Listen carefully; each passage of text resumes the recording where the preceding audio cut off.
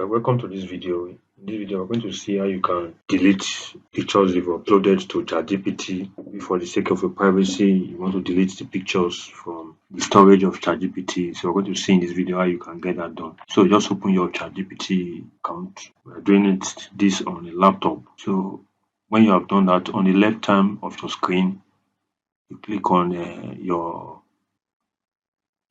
display on your profile account on the left, the profile picture on your left, and you click on click settings. Under settings, head over to storage, click storage. Then you see files and images, then click on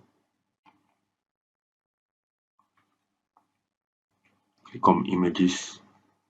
So you see when you see all images, you see documents. If you want to delete, you see images. So this is where you've uploaded an image. You just click here on this hamburger menu here. You see scroll on, you click delete. So we moved to it's deleted and deleted permanently after 30 days. So delete.